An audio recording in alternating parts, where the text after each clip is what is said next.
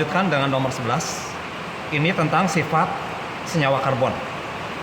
X dan Y, senyawa karbon memiliki sifat X dapat bereaksi dengan natrium, logam aktif.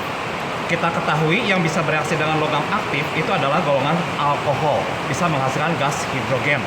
Berarti ini jawabannya kalau nggak D, ya E. Itu yang ada alkoholnya. Untuk membedakannya, dilihat sifat lainnya.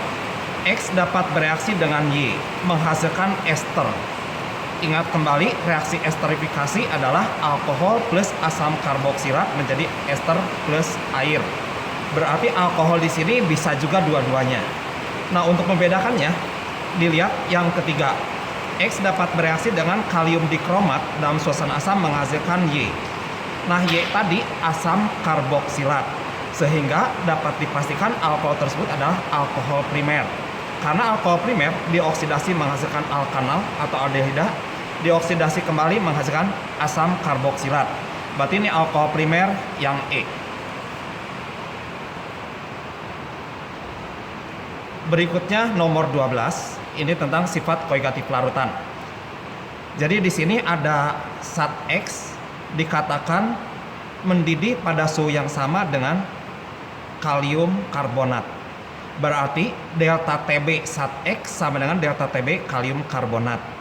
Delta TB rumusnya adalah M kali Kb kalau ini non elektrolit, sedangkan yang elektrolit MKBI. Kb-nya bisa dicoret-coret, masukkan molal sama dengan gram per mr kali 1000 per P gram pelarutnya 100 gram. Sama dengan molal kalium karbonat udah ada 0,3. Kemudian di sini I-nya karena ini terionisasi menjadi 3 ion, jadi 3. Karena dengan catatan alfa sama dengan 1 karena ini elektrolit kuat. Didapat Mr 200. Berikutnya nomor 13. Tentang ikatan hidrogen.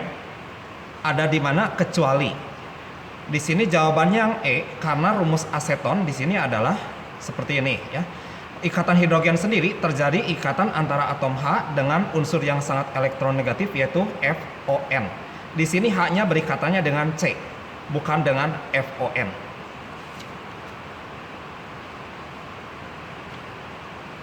Berikutnya nomor 14. Tentang isomer optis atau senyawa yang bersifat optis aktif. Sedangkan ditanya di sini yang tidak bersifat optis aktif.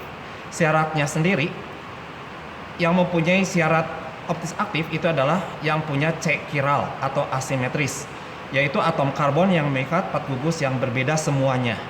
Nah, di sini yang tidak optis aktif berarti yang tidak mempunyai C chiral, yaitu yang A. Karena C di sini nanti di sini H-nya ada ke atas dan ke bawah ada yang samanya. Berarti tidak memiliki C chiral.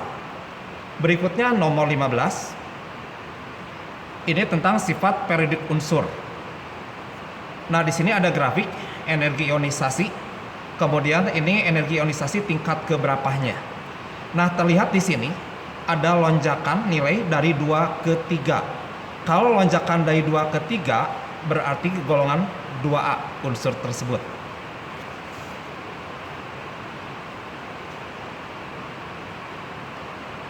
Berikutnya nomor 16 tentang pengujian bahan makanan. Di sini ada uji bioret. Uji bioret adalah uji untuk pengujian adanya protein atau ikatan peptida. Hasilnya harus ungu. Kemudian kawat cincin bensen atau inti bensen atau gugus penil, nama ujinya adalah santoproteat, hasilnya adalah jingga. Sedangkan uji belerang dengan Pb2 asetat, hasilnya harus menghasilkan endapan hitam. Sehingga senyawa yang dipenuhi di situ adalah yang kelima, jadi yang E. Berikutnya nomor 17 tentang laju reaksi. Diketahui persamaan laju reaksi di sini N2O5 terurai menjadi NO2 dan O2.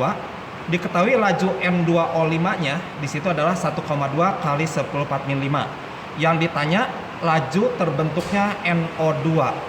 Nah, ingat kembali laju reaksi sebanding dengan koefisien reaksi.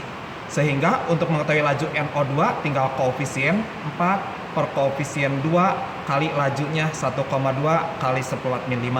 Didapat 2,4 10⁵, jadi yang B. Berikutnya nomor 18. Di sini diketahui data potensial reduksi dari dua buah logam X dan Y. Kemudian diketahui juga reaksi sel yang terjadi. Nah, dilihat dari reaksinya, terlihat dari sini ini biloxnya adalah 0 unsur bebas, menjadi Y2 plus meningkat berarti mengalami oksidasi. Sedangkan X 3 plus 3 berarti menjadi 0 unsur bebas, turun berarti mengalami reduksi. Pernyataannya yang pertama dikatakan Y adalah reduktor. Reduktor itu zat yang mengalami oksidasi. Jadi zat yang mengalami oksidasi adalah Y. Berarti pernyataan betul. Kemudian yang kedua tentang oksidator. Oksidator adalah zat yang mengalami reduksi. Tadi yang mengalami reduksi adalah X-nya. Jadi yang kedua salah. Kemudian yang ketiga dan keempat, untuk mengetahui apakah suatu reaksi berlangsung spontan atau enggak, tentunya harus dicek dulu nilai potensial sel standarnya. Rumusnya adalah redox, E0 reduksi dikurangi E0 oksidasi. Tadi yang mengalami reduksi adalah X, yang mengalami oksidasi adalah Y. Jadi X min Y. Tinggal masukkan nilainya X min Y, dihasilkan positif. Kalau positif berarti berlangsung spontan. Berarti yang ketiga betul, otomatis yang keempat udah dihitung betul juga. Jadi jawaban A. Berikutnya nomor 19. Ingat kembali konsep asam basa ada 3 konsep. Yang ditanya di sini konsep yang Lewis. Di sini mana yang berfungsi sebagai asam Lewis? Asam menurut Lewis adalah itu akseptor elektron atau yang menerima elektron.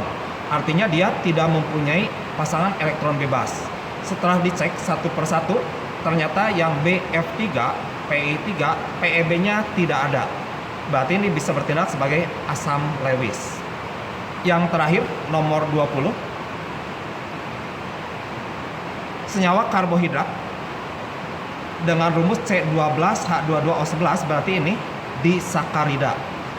Memiliki sifat sebagai berikut, dapat bereaksi dengan Fehling menghasilkan endapan merah bata. Berarti itu merupakan gula reduksi yang dapat bereaksi dengan Fehling, Benedict atau Tollens. Yang merupakan gula reduksi sendiri itu adalah semua monosakarida dan disakarida, yaitu maltosa dan laktosa, sukrosa enggak. Kemudian dari sifat yang ketiga dikatakan bila dihidrolisis, disakarida hidrolisis menghasilkan 2 monosakarida. Di sini dikatakan menghasilkan 2 molekul yang sama rumus molekulnya tetapi saling merupakan isomer ruang. Berarti monosakaridanya berbeda. Jadi jawabannya adalah yang E, laktosa, karena ini menghasilkan glukosa galaktosa yang berbeda.